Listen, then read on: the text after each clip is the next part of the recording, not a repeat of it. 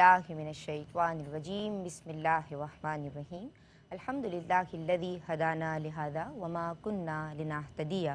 लौला अन हदानल्लाह अल्लाहुम्मा सल्लि अला सय्यिदिना व मौलाना मुहम्मदिन अदद मा फ़ी इल्मिल्लाहि स्वलातन दाइमतन बिदवामि मुल्किल्लाह। अस्सलामु अलैकुम व रहमतुल्लाहि व बरकातहू। टीवी की इस पे ट्रांसमिशन शान सैयदा निदा नसीम काज़मी हाजिर खिदमत। आप देख रहे हैं ख़वातीन के लिए स्पेशली डिज़ाइन सेगमेंट और ख़वातीन। जनाब, आज हम जिस के साथ हाजिर हुए हैं वो है खशियत इलाही, वो है खौफ खुदा। अल्लाह तबारक व तआला जिनके साथ बेहतरी का इरादा फरमाता है उन्हें दीन की समझ अता फरमा देता है और दिल खौफ खुदा में, खशियत इलाही में डूबे रहते हैं। बुज़ुर्गी में, बुढ़ापे में खौफ खुदा का हासिल हो जाना बड़ी बात है, लेकिन जिसे जवानी में खशियत इलाही हासिल हो जाए, जो जवानी में अल्लाह तबारक व तआला की इबादत बजा लाए और जिसका दिल खौफ इलाही में डूब जाए, ये तो बहुत बड़ी अता, बहुत आम है। बड़े चुनीदा और ख़ास बंदे होते हैं वो, या आजकल के यंगस्टर्स होते हैं कि जिनके दिलों में अल्लाह तबारक व तआला अपना खौफ डाल देता है और फिर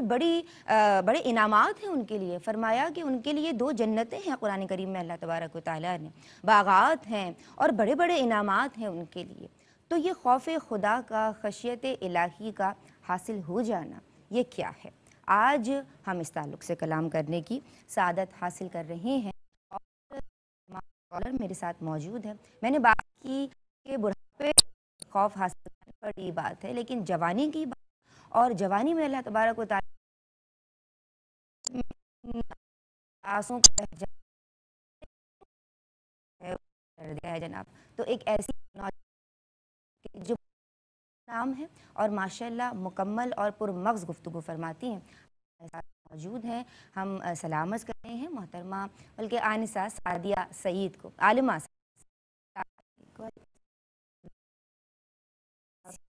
अलग हमारी और ये भी माशाअल्लाह एक मैं क्या कहूँ छोटा और बहुत अच्छा पढ़ती हैं। हम सलामत करते हैं आनिसा सना ख़्वान रसूल सल्लल्लाहु अलैहि वालैहि वसल्लम हबीबा। बहुत बहुत मुबारक हूँ और नातिया कलाम से आगाज़ करेंगे। मेरी जानिब भी हो एक निगाही करम, शफी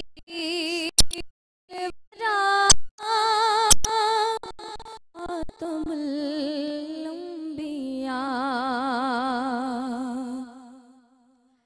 ऐ शफीउल वरा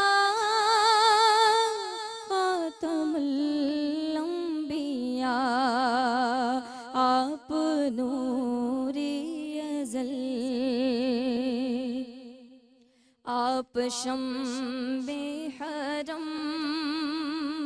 आप शम्सो दुहा, खातमुल अंबिया, आप शम्सो दुहा, खातमुल अंबिया। मेरी जानिब भी हो एक निगाही करम, ऐ शफीउल वरा खातमुल अंबिया, ऐ जमीलुश श्यम, ऐ इमामुल उमम, आप हैं साहिबे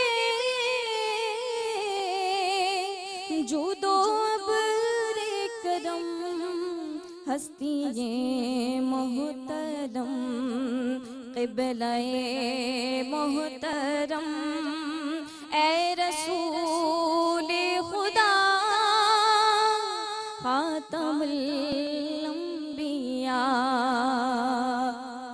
اے رسول خدا خاتم الانبیاء میری جانب بھی ہو ایک نگاہ کرم اے شفیع الورا خاتم الانبیاء. ماشاء اللہ، سبحان اللہ، بارک اللہ. اتنے خوبصورت آغاز کے بعد میں یہ چاہتی ہوں کہ سوالات کا سلسلہ شروع کیا جائے. خشیت الہی، خوف خدا کے تعلق سے قرآن کریم میں کیا احکامات ہیں؟ اعوذ باللہ من الشیطان الرجیم، بسم اللہ الرحمن الرحیم. اللہم صلی وسلم وبارک علی سیدنا و مولانا محمد قد ضاقت حیلتی انت وسیلتی ادرکنی یا رسول اللہ صلی اللہ علیہ وسلم. قرآن پاک میں بے شمار مقامات پر اللہ رب العزت نے ہمیں خوف خدا کی تلقین کی ہے. ہمیں حکم ملتا ہے کہ اللہ رب العزت کے خوف کا کیا عالم ہے، کہ اس سے کس حد تک اور کس طرح سے ایمان والوں کو ڈرنا چاہیے. اگر ہم قرآن پاک کا مطالعہ کریں تو ہمیں بے شمار صورتیں ملتی ہیں کہ جس میں خوف خدا کی تلقین کی گئی. سورہ بقرہ، سورہ مائدہ، سورہ حشر، سورہ احزاب، سورہ تغابن، سورہ حشر اور سورہ اعراف، سورۃ الطلاق، دیگر صورتیں ہیں، بے شمار صورتیں. یہاں تو ہم چند کا نام لے رہے ہیں لیکن بے شمار صورتیں ہیں کہ جس میں خوف خدا کی تلقین کی گئی ہے. اب اگر ہم سورہ آل عمران کا تذکرہ کرتے چلیں تو اللہ رب العزت نے اس میں ارشاد فرمایا کہ اے ایمان والو اس رب سے ڈرو کہ جس طرح اس سے ڈرنے کا حق ہے. اور پھر دیکھیے اگر ہم آگے چلیں تو دیگر صورتوں میں بھی اللہ رب العزت نے بیان کیا کہ ایمان والے ہی اللہ رب العزت سے ڈرتے ہیں، کہ جس کے دل میں ایمان نہیں تو وہ نہیں ڈرتا. اور پھر یہ بھی تلقین کی گئی کہ ڈرو اللہ سے، اور پھر اگر گناہ کرو تو اس سے اس کی رحمت کی امید بھی رکھو، اس کی رحمت سے نا امید نہ ہو جانا. اب اگر ہم دیکھیں تو سورہ تغابن میں اللہ رب العزت نے ارشاد فرمایا کہ پس ڈرتے رہو اللہ سے جتنی تمہاری استطاعت ہے، یعنی ہر ممکن حد تک اس سے ڈرو اور اس کے نافرمان نہ ہو جانا. کہ اللہ تعالیٰ سنو، اس کے فرمان کو سنو بھی اور مانو بھی. یعنی اللہ رب العزت نے یہاں فرمایا کہ جتنی تمہاری استطاعت ہے. اب ایک بندہ مومن کی کتنی استطاعت ہے کہ اللہ رب العزت نے جن کاموں سے دیا ان سے رک جانا، جن کا حکم دیا اس کو بجا لانا. نماز 5 وقتہ ہم پر فرض ہے، اس کو پڑھنا ہمارے اوپر ہر حال میں ضروری ہے. اب اگر ہم اس سے روگردانی کریں گے تو رب کے عذاب کے مستحق ہوں گے. کہ اللہ رب العزت نے روزے فرض کیے، ہم روزے نہ رکھیں، روگردانی کر جائیں تو ہم اللہ رب العزت کے خوف میں گرفتار ہیں. کہ اللہ رب العزت، ہمیں اتنا تو پتہ ہے کہ اللہ رب العزت کی گرفت بہت پکی ہے لیکن ہمیں سامنے نظر نہیں آ رہا تو اس پر عمل نہیں کرتے. پھر سورہ ملک میں اللہ رب العزت نے ارشاد فرمایا کہ بے شک جو لوگ اپنے رب سے بن دیکھے ڈرتے ہیں ان کے لیے اللہ کی مغفرت اور اجر عظیم ہے. کہ اللہ رب العزت سے بندہ مومن بن دیکھے ڈرتا ہے، اسے پتہ ہے کہ کوئی نہ کوئی ایسی شے ضرور ہے جو ہماری گرفت ضرور کرے گی، تو وہ اللہ رب العزت ہی ہے. کہ اللہ رب العزت نے فرمایا کہ اس سے بن دیکھے ڈرو. مسلمانوں نے اللہ رب العزت پر بن دیکھے ایمان لائے اور ڈرتے ہیں اس سے، اس کے احکامات کو مانتے ہیں، اس کو سمجھتے ہیں، اس کو پورا کرتے ہیں. تو اللہ رب العزت نے ایسے بندوں کے لیے اجر عظیم رکھا ہے، انہیں اس اجر سے خالی نہیں رکھا. یعنی اللہ رب العزت نے اتنے زیادہ اجر کا اعلان فرمایا ہے اس سے ڈرنے پر، اس کی خشیت پر، اس کے خوف پر. تو اللہ رب العزت سے ہمیں ہر دم ڈرتے رہنا چاہیے کہ نہ جانے ہمارا کون سا ایسا عمل ہو کہ اللہ رب العزت کی گرفت میں آ جائے. صحیح. اللہ کے پیارے نبی صلی اللہ علیہ وآلہ وسلم کے کیا فرامین ہیں اس تعلق سے؟ دیکھیں آقا علیہ السلام کے فرامین کے، آقا علیہ السلام کی اگر ہم شب و روز کا خود مطالعہ کریں، اس کو دیکھیں، سیرت مبارک کو پڑھیں تو ہمارے رونگٹے کھڑے ہو جائیں کہ آقا علیہ السلام کے جو ہر خطا سے پاک ہیں، معصوم عن الخطا ہیں. کہ آقا علیہ السلام کا وہ عالم کہ بی بی عائشہ صدیقہ رضی اللہ تعالی عنہ بیان کرتی ہیں کہ آقا علیہ السلام جب اذان رنگ ختم تو آقا علیہ السلام ایسے ہو جاتے کہ ہم میں سے کسی کو نہیں جانتے، ہم میں سے کسی سے کوئی سرکار کا تعلق نہیں، اور آقا علیہ السلام یوں ہو جاتے کہ دنیا میں وہ کسی کو جانتے ہی نہیں، کہ رہتے ہی نہیں. پھر آپ یہ دیکھیے اللہ اکبر۔ کہ ایک صحابی رسول بیان کرتے ہیں کہ میں ایک دن مسجد نبوی میں تشریف گیا، آقا علیہ الصلوۃ والسلام نماز ادا کر رہے تھے، اور آقا علیہ الصلوۃ والسلام نماز ادا کرنے کے بعد خوف الہی میں اس قدر رو رہے تھے، اس قدر رو رہے تھے کہ سینے میں سے آواز آ رہی تھی ایسی جیسے پانی ابلتے ہوئے ہنڈیا سے آتی ہے، اللہ آقا علیہ الصلوۃ والسلام کے سینے مبارک سے۔ پھر آقا علیہ الصلوۃ والسلام نے فرمایا کہ رویا کرو، اور رونا نہ آیا کرے تو رونے جیسے بن جایا کرو، کیونکہ جب جہنمی جہنم میں روئیں گے اس دن تو ان کے چہروں پہ ایسے آنسو بہیں گے جیسے نالیاں بہہ رہی ہیں۔ اور پھر اللہ رب العزت نے آقا علیہ الصلوۃ والسلام نے فرمایا کہ جب وہ پانی آنکھوں کا ختم ہو جائے گا تو خون بہنے لگے گا ان کی آنکھوں سے۔ یہ عذاب ہے اللہ رب العزت کا کہ جو دنیا میں خوف الہی سے نہیں روتا، وہ کل قیامت کے دن جب روئے گا تو اس کی آنکھوں کا پانی ختم ہونے کے بعد اس کے اندر سے خون ابلنے لگے گا۔ اچھا، خوف خدا انسان کے اندر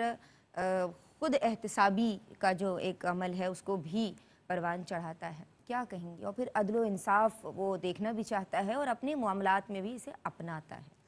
اب آپ یہ دیکھیے کہ جب بندہ مومن کے اندر اتنی ساری صفات ہوں کہ وہ رب سے بھی ڈر رہا ہے، اس کے احکامات کو بھی پورا کر رہا ہے، اور اس حد تک ڈر رہا ہے جتنی اس کی استطاعت ہے کہ وہ ہر ممکن طرح سے اللہ رب العزت سے ڈر رہا ہے، تو جب کوئی ایسا بندہ ہمارے سامنے ہوگا، جب ہم ایسے بندے کو دیکھیں گے تو وہ پھر ہو ہی نہیں سکتا کہ وہ کسی عام مخلوق کے سامنے عدل و انصاف میں کمی کرے، یا وہ اپنا، دیکھیں انسان سب سے پہلے اپنا محاسبہ کرتا ہے کہ اس کے اندر کتنی برائی ہیں، کہ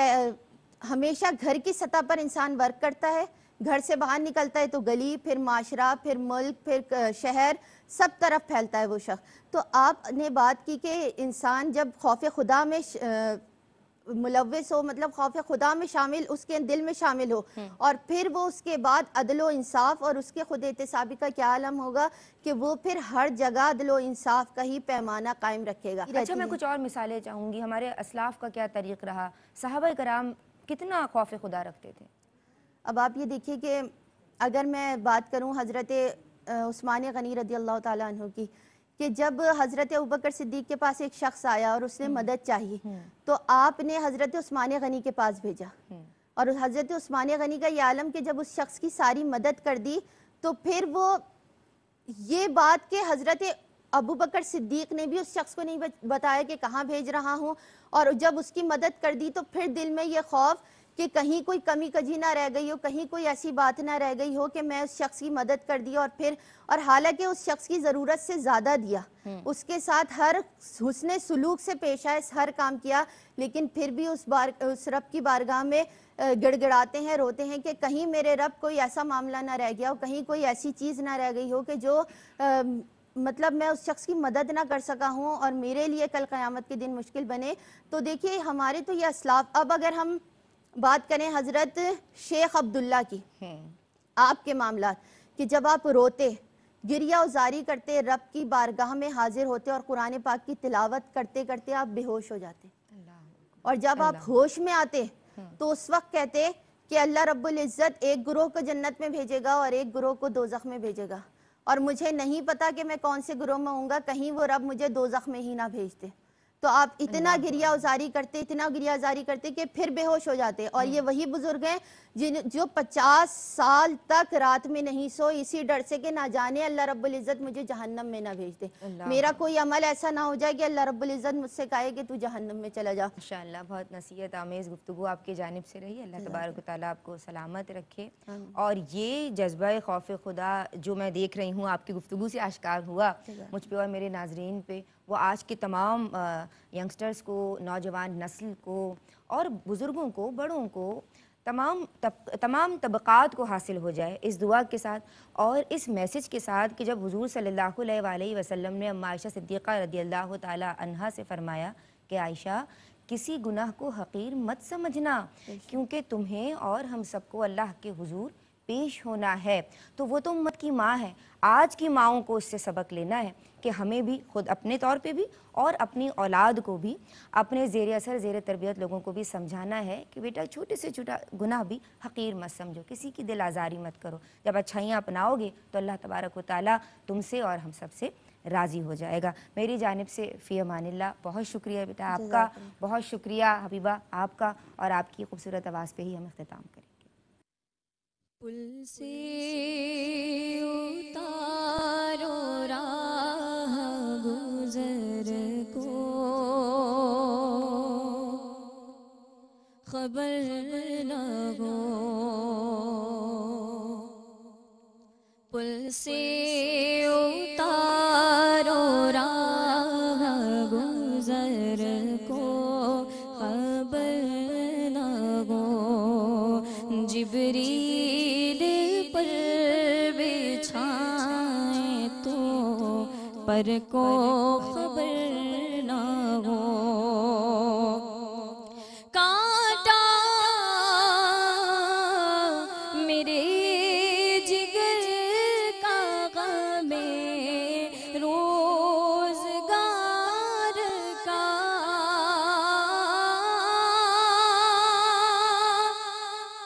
کانٹا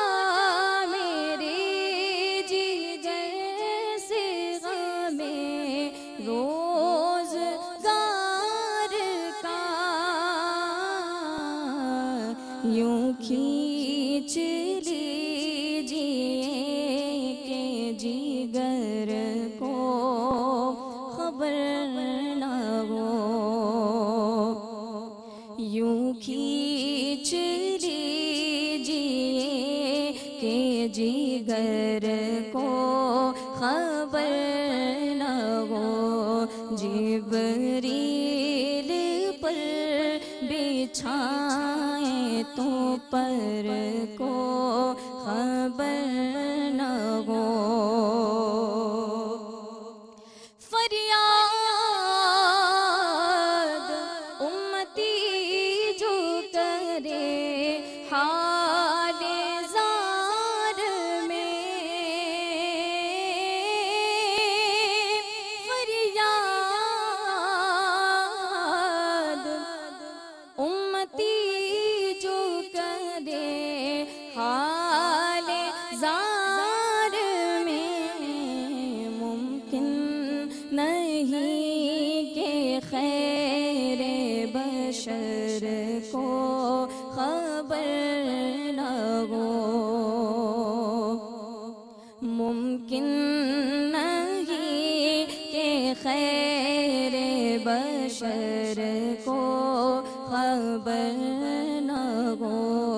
جبریل پر بچھائیں تو پر کو خبر